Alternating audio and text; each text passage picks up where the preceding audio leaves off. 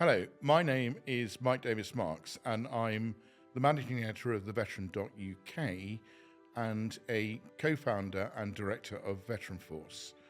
Both those organisations are looking at the extraordinary skills that veterans can offer both employers and society at large. And we set up this Veteran Voice podcast series in order to talk to them about what they've got up to after their military service, and also about what they learnt from their military skills, taking them forwards. I'm currently seated in the old reading room at the Victory Services Club, where we are about to listen to Carol Bettridge, Joe Giordano and Paul Matson. All of you got fascinating stories to hear. So without further ado, roll on. Welcome to another episode of The Veteran Voice, the podcast series where we interview a series of veterans who have done great things with their lives after their military service, but borrowed largely from the military skills they acquired during the time in the military. Today, I'm joined by Joe Giordano, who has got a very interesting story to tell, not least conscription to the Italian army, but we'll learn about that shortly, but has his fingers in so many pies that I get dizzy just thinking about them. Well, let's learn more about it. So, Joe, welcome to the Veteran Voice. Thank you, Mike. First of all, I'd just like to say my real name is actually Giuseppe Giordano, being Italian. Born in the UK, spent early part of my life in Italy, educated in the UK. And as Mike said, I was conscripted into the Italian army, which was interesting. It did teach me values, integrity, way of dealing with people, a bit of empathy, but also the fact that life is a process driven for me and about actually just looking after your fellow members and just people, which is very important to me. As business, I've got more involved in business, as Mike has alluded to. I've realised those core values have followed me for the last 26 years. Well, welcome, Joe. You've just answered the first question I haven't asked yet, but that's great.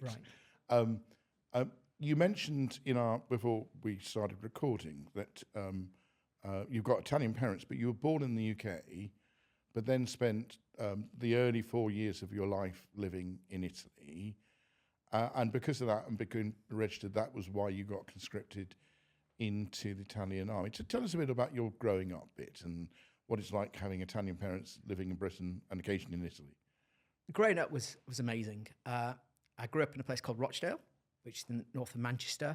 It was an amazing community, lots of fun, lots of laughter. It instilled me how you should deal with people.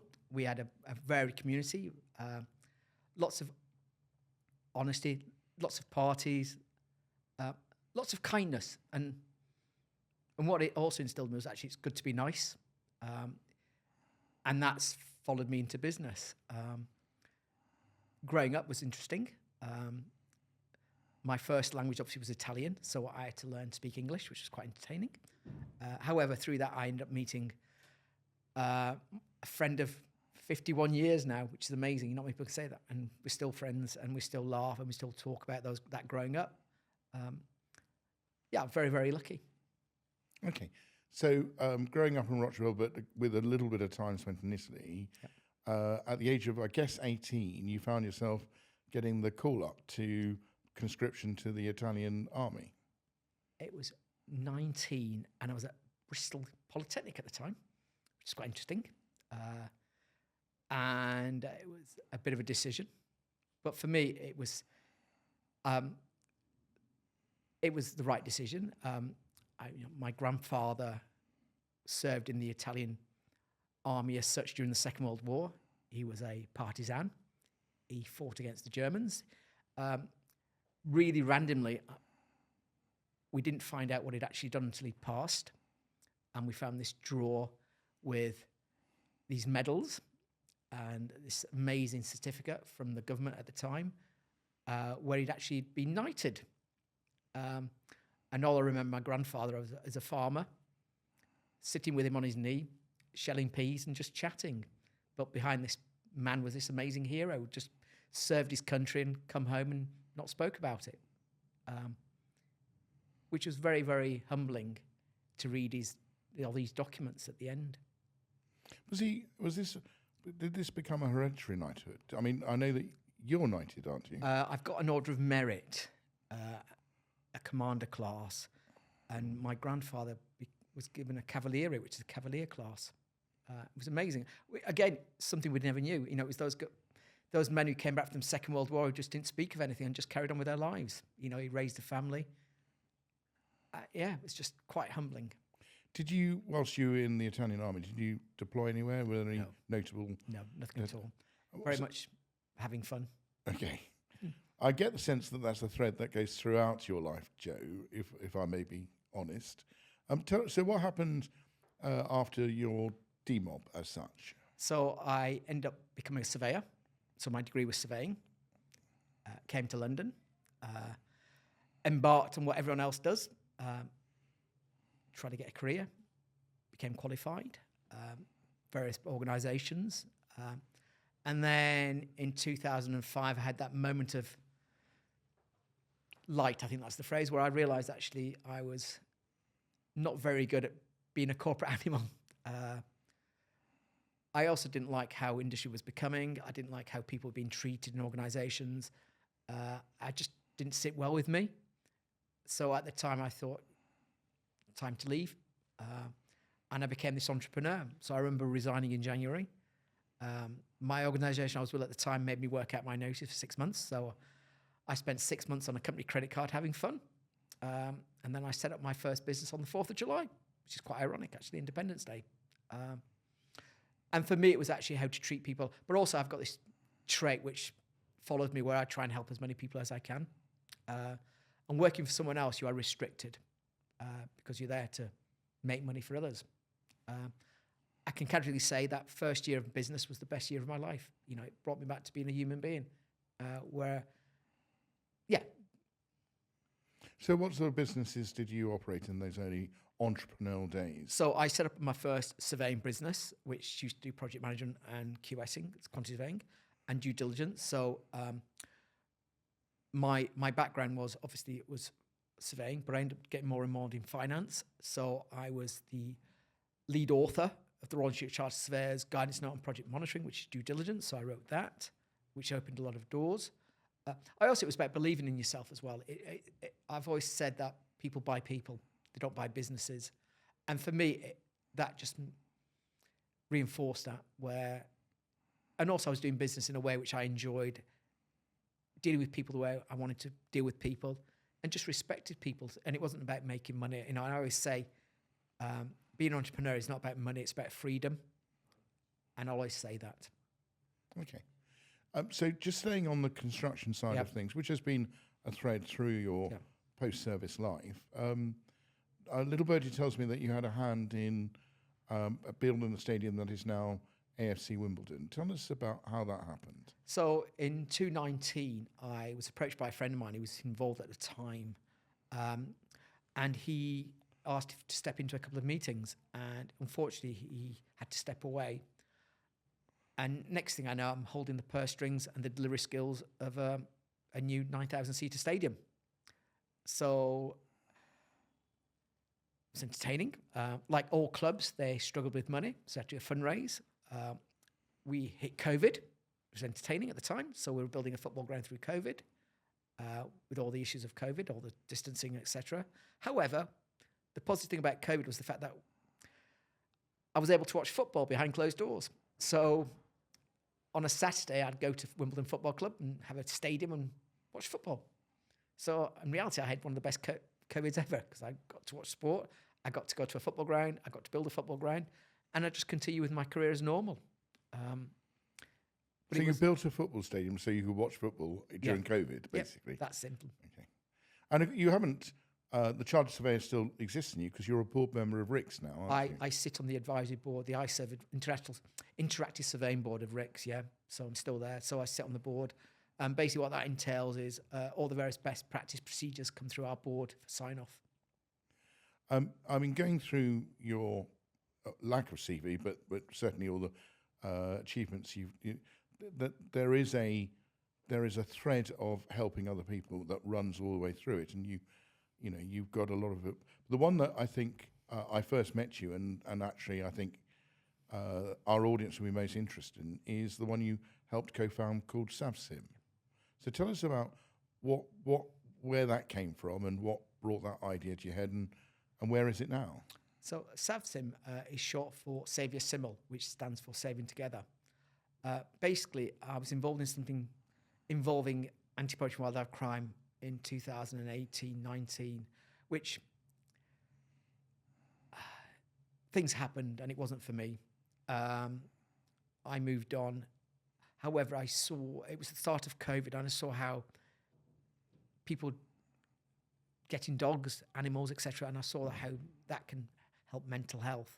So outside of pub in Wandsworth Common, it was decided, we thought we'd go for it. So with no money during COVID. And I was quite fortunate that I had a number of contacts still with the Zoological Society of London. So I approached the then Dominic Germany, who was their Director General, and then a colleague of mine and a friend of mine, a guy called Grant Miller, who's law enforcement, and I proposed this idea of using the benefit of animals and therapy to help veterans. They said yes, which is amazing.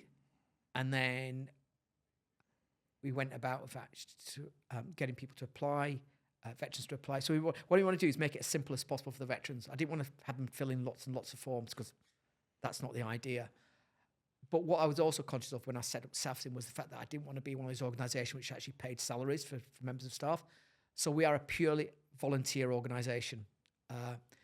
It costs me £28 a month to run, which is I have to pay Google. And every money fundraised goes towards the veterans, running our courses. And we're in our 6th year. In terms of the mental health side, we've helped over 120 veterans. However, what you don't realise is you've helped their intermediate families as well. So it's 120 veterans plus wives, children, associated friends. And when you analyse that, we've probably helped thousands of people, which is amazing. And then the other side of SAVSIM, obviously, is where we use veterans to help prevent wildlife crime. So we have a cohort of veterans who go around the world doing things like anti-poaching training, ranger training, anti-poaching strategies, dehorning rhinos, satellite collaring rhinos, elephant protection initiatives. We helped another charity translocate the West African lion. However, what I've also found is a lot of these organisations are actually run by former veterans, which is amazing. Their law enforcement individuals are actually, former bootnecks, former intelligence corps. So there's a common thread there. And the fact we're a veterans charity, there is a camaraderie and a connection, which works really, really well. And as you say, it's our 6th year. We are going from strength to strength. We've just come back from Nepal doing a global ranger mental health program with WWF and WCS and ZSL. We also looked at a rhino protection scheme with ex-cavalry guys, and we've got teams going to Zambia next couple of months to look at an elephant and mango conservation initiative. So it's very varied. However, for me, it's the mental health side is amazing, where you get veterans who thank you for helping them. Some come back saying, I've not laughed for such a long time, you've made me laugh. I feel I'm part of something. I don't feel isolated anymore. A lot of them what I find is the strength for them to actually make that journey to the zoo is amazing. A lot of these guys live in isolation. They don't go out. And you give them a sense of purpose and the fact that you care, and it's important. Well, I've seen some of the testimonials, and they are truly amazing. So there are two sides to this. One is the mental health of veterans, and through that you use zoological programs like Regent's Park Zoo that you did recently. But on the other hand is combating anti-poaching, anti-wildlife crime. Yeah. And you see a lot of veterans involved in that in any case. Yeah. So there's the two sides of the same coin. Yeah. So it sounds, and it's going from strength to strength. Yeah. What's your next big thing for SAVSIM? We've got a number of guys going to do some ranger training into South Africa soon. Obviously, we've got the Tuscan Mango with a German NGO.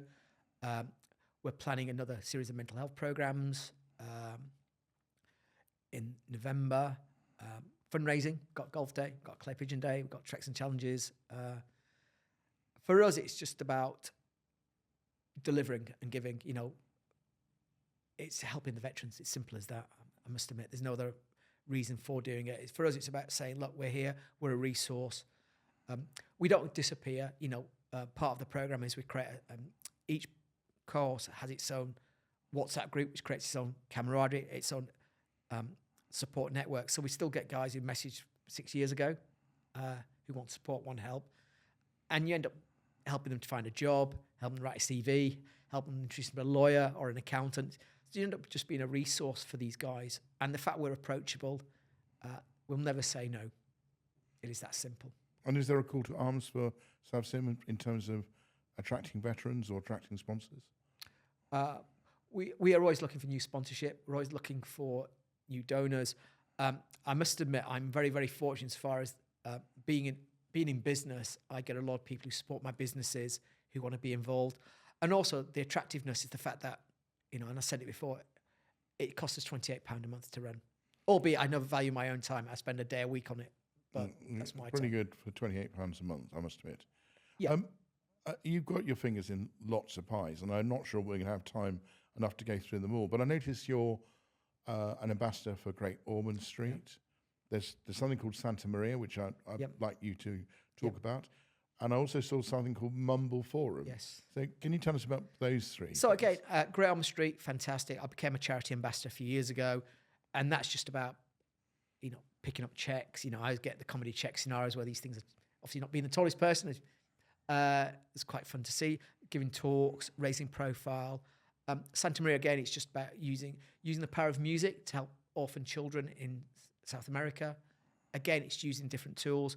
And then Mumble is, I mentor and coach women in business. I saw through being in business, I see how women are actually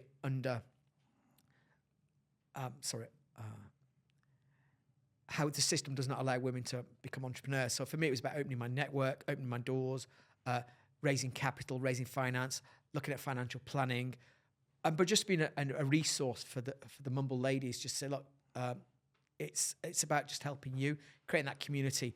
So I mentor and coach a new doctors as private doctor's surgery. I mentor and coach someone in PR and marketing. It's varied, but it's just using the business skills, but also the fact that it's empathy. It's actually being able to listen and just offer a solution. With respect, it's good to help. I'm sorry, it's that simple. It is really good to help, and it's sense of well-being. And I'm just wondering where you find the time to do all this. Where do you find the time to sleep, achieving all of this? I have lots of time. I really do. For me, it's about. I'm very much about process-driven, but for me, it's a process. And I think as an entrepreneur, you make time, but also your values are a bit different. I'm not having to worry about a boss, for example. I can manage my own time.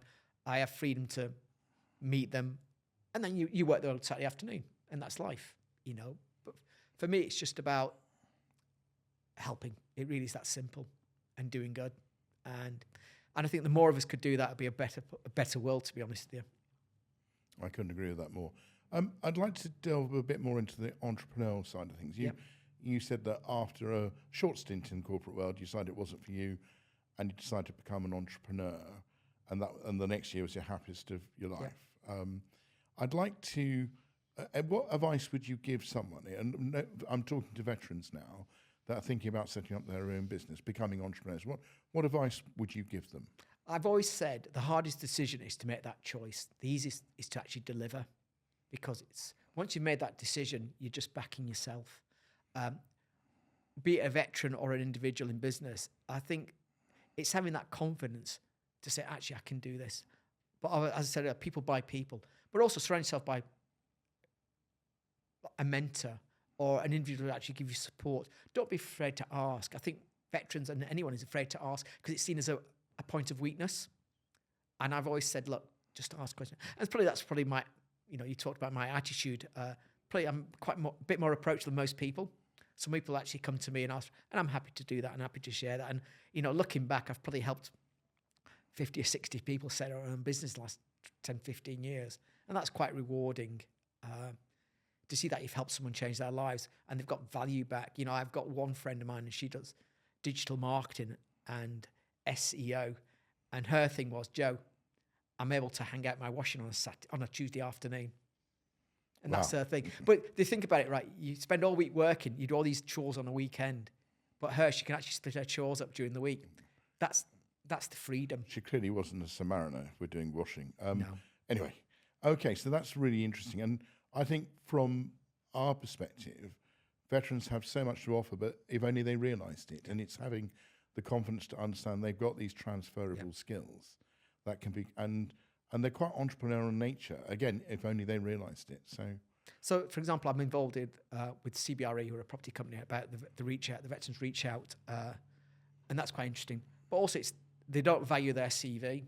They don't understand what they've done. You know, I helped one many years ago who was a former brigadier, and he did not realise that his skills were the equivalent of a CEO of a major organisation. And it's amazing when you sit down with these individuals and say, look, you've done X, Y, and Z. Because for them, it's just a process. They don't realise what their skills involved. I mean, that's so true.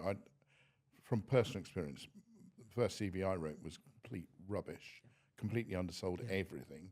And I think it's because when we join the services, it's not about me, it's about us, it's about a team. So you become naturally self-deprecating. Yeah. And it's quite then difficult to write a CV that says me, me, me, me. It's not natural. So yeah, I think you're right, absolutely. Okay, so it would be remiss of me not to talk about Veteran Force, of which you've recently become an ambassador. And just to remind viewers, Veteran Force is, it's the other side of the coin for the veteran.uk, which is that in this sort of very fractured society we live in, we see groups of veterans volunteering to help community projects that help rebuild society resilience. And Veteran Force, which is a community interest company, has now got a small fund that can microfinance projects that can help veterans do these voluntary projects. Tell us your thoughts about Veteran Force and how you, as an ambassador, can take that message forwards. I think the key is actually it's creating that family, that camaraderie. It's them becoming part of something which they can own but support, and actually they can go and visit, they can go and do something. I think and we all miss that banter, that fun, that laughter. You know, we volunteer for ZSL at London Zoo, and we had I remember 2 years ago we had a group of veterans creating silage, which is basically creating food for the animals in winter. 8 of us just stripped leaves off a branch all day. But the laughter, the fun, the general camaraderie, and you could see them thinking, I've been uplifted today, I'm with friends. And I think something like Veteran Force would actually create that community. I also think as you say, there is a need to look at community projects. I think, with the society as it is at the moment, with, skill shortages, cost of things, I think there's a need for local authorities to actually engage with the veterans and say, look, guys, we need X, Y, and Z. And maybe there is I don't know if there's a portal where a local authority could actually post and see, today I need 10 people to clean a ditch or pick up litter. I'm just, where we could actually apply for that and put our names to that. I think that'd be amazing. I always think like hospitals always need things to be done, schools, but also I think it's a way of promoting veterans and say, getting a group of veterans and do something at a school and then talk about the veterans and what they've done. It's collaborative. Children need to know, understand how they work. I think it's fantastic. I really do. Yeah, well, as I say, we've now got a small pocket of money that we can help microfinance. Yeah. So if any veterans are out there that want to do things that are community-led, that can help rebuild community resilience, then it's possible they should apply for a grant and do it with us. So we were approached by the West Sussex Wildlife Fund, and about whether veterans can be used to actually help them, clean rivers, clean ditches, and just actually whether there's an engagement where a group of, and I'm currently working on that at the moment, actually, where we can actually send a lot of guys and girls to actually go and help them. And they're out in the country, they're out in the air, they're out in the community, and they're just fresh air, and they're doing stuff. That's brilliant. Okay. Well, I think we could talk about this all afternoon, and I'd love to talk about it all afternoon because I find everything you're involved in fascinating, and you've clearly got this thread of helping people, being kind to people, having empathy, which shines through everything you do. So you are a truly amazing person, Joe, and I'm really pleased that you've come on this podcast series to talk to us. And long may you continue doing the great work that you're doing, because I think it's inspirational. Well, thank you. Thank you for saying that. Thank you very much. Thank you.